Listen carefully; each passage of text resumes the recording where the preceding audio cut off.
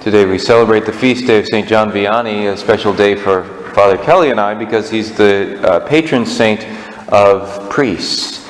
And so we look to him. Here was a man who really struggled through school.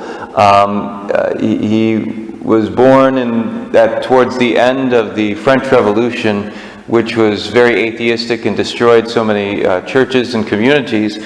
And then after the revolution, he was growing up, and when he eventually felt the call to priesthood and went into seminary, he struggled with Latin, which meant he really failed his courses because everything was taught in Latin back then.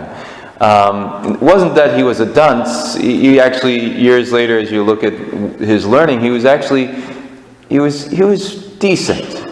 But he just struggled with Latin, which meant he failed and failed and failed. And finally, a priest who knew that he had a vocation took him in and basically just said to the bishop, I will train him. And he did. And eventually he was ordained and sent to Backwardsville, Ars in France.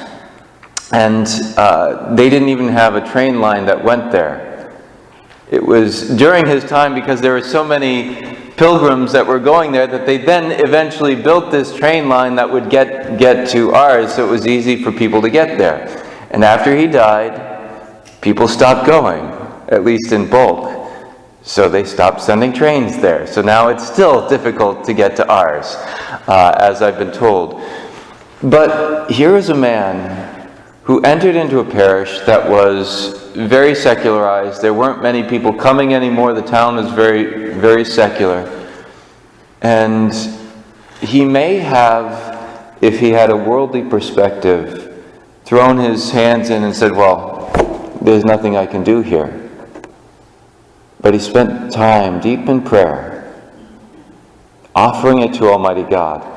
And in the office of readings today, which the priests have to pray, we hear St. John Vianney say, this is the glorious duty of man, of humanity, to pray and to love. That's our duty, to pray and to love. That's everything. And so easy is it for us to fall into doing. I'm doing this, I'm doing that, and then therefore, because I've gotten all these things accomplished, now I find my self-worth. When really,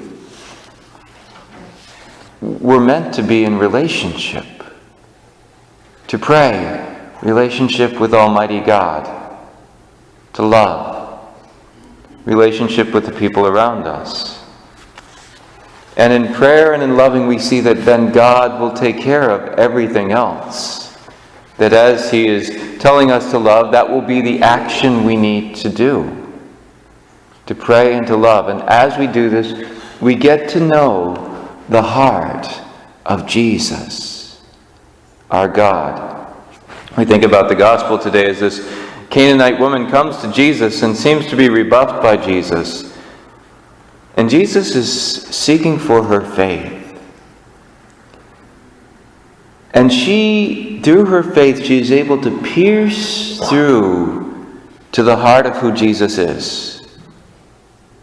Not someone who's just a miracle worker or a wonder worker, which many of the people who were seeking after Jesus were doing. That's what we heard in the gospel last weekend. You remember? Where they said, Jesus said, you weren't even coming to me because you're seeking signs. You're just coming because you had your stomachs filled by the bread. They didn't see through to the God who loves so intimately, so tenderly, so passionately. Here this woman, she sees through. Please, Lord, even the dogs eat the scraps that fall from the Master's table. She goes and she says, I know you want to bring healing to my daughter. O woman, great is your faith. He said, finally, someone who has pierced the mystery, who can see who I really am, the love that I really have. We gain this by spending that time in prayer. Because friends become friends by spending time with each other. We get to know our God. To pray and to love. reaching out beyond ourselves to those around us, loving them and willing their good. Through the intercession of St. John Vianney, may we this day let go of our need for success, let go of our need for finding fulfillment in our checklists that we have finished and the things that we do, but rather see that the glorious duty that we have is to pray and to love.